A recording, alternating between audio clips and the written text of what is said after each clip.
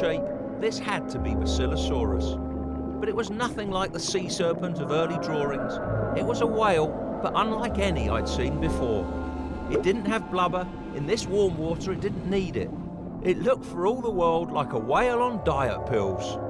And look at this thing. Compare it with the boat, that gives a great idea of scale. And he's over half the length of this 80-foot boat, 50 feet or so. And this really is a fearsome predator. I'm glad I'm next to the boat. I wouldn't fancy being in open water with this one. I wish the sound technician, I wish he'd turn this off. It's really starting to distress the while he's coming in close.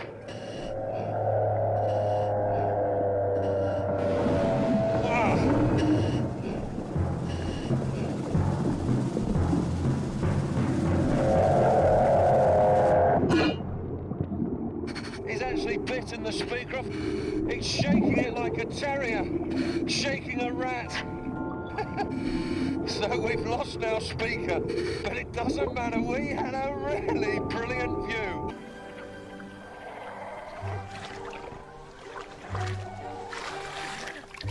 Prenocephale.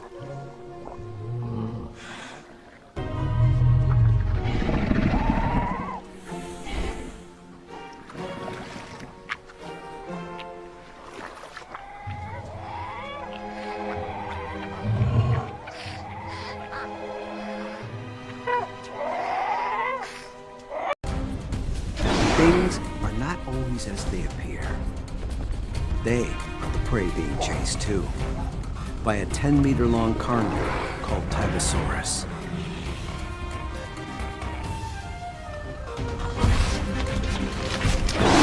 This species preys on...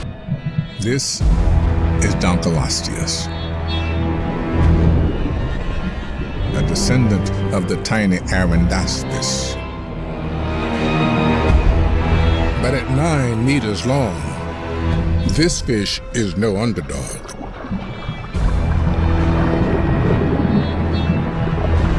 Even its young, barely half its size, are fearsome predators.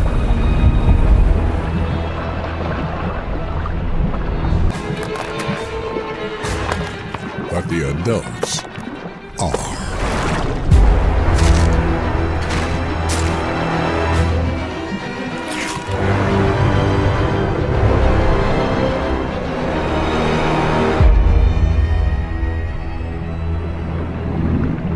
The pairing up with Jaws was to prove a winning combination.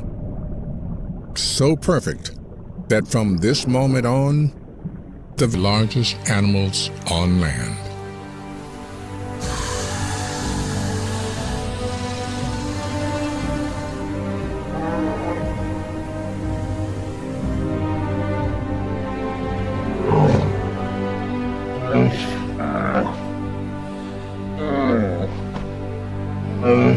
Weighing over a ton, they're the first giant plant eaters to roam the planet.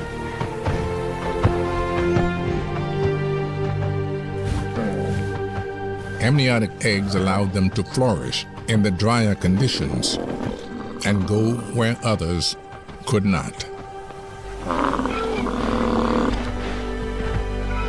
But Pangea didn't. That saved it when other animals were dying. Once hapless underdogs, they are now one of the few lucky survivors of Armageddon. The Pliosaurus had not 2, but 4 flippers, and they were gigantic. All signs point to this mega monster being not only one of the biggest, but also one of the fastest predators in the ocean. And that is how this mega beast gained sudden and tremendous acceleration. Its prey wouldn't have stood a chance.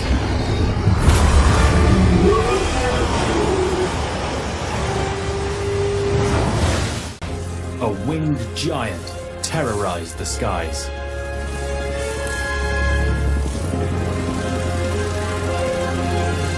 Flying at over 20 miles per hour, and with jaws that could cut small reptiles to... You see, I told you. You're welcome. Up close and personal with...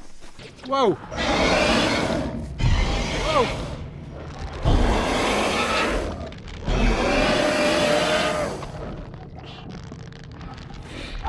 Survival strategy. But why have some fossils turned up with a supersized meal inside them? Could their eyes have been too big for their stomachs? I think visual attack was an important part of Xiphactinus because they really had very large eyes for the size of the animal. It was also very fast, and if it was quite a ways away from its prey, it could actually position itself in front of the prey. It would have been able to close in on its prey, a 5-foot Gilligus, with brutal efficiency. It would attack from below with that upward pointing mouth. It would be able to open it at the last minute. Flight. Its feathers were for warmth, and its clawed wings were for killing.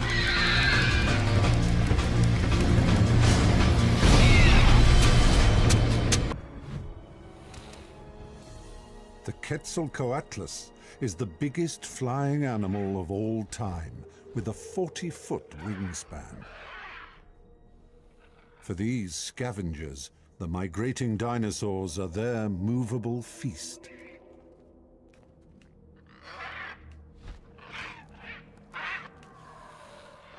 Заросли назовут Ближним Востоком. До сих пор млекопитающие обживали сушу, но сейчас пробуют вернуться в море, туда, откуда вышли их далекие предки.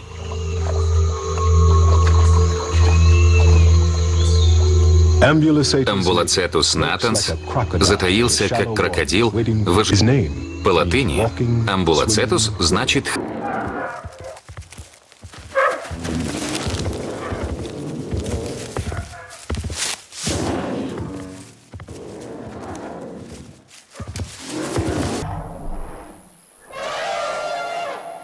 smaller. But one feature sets this meat eater apart from all others. A nose horn.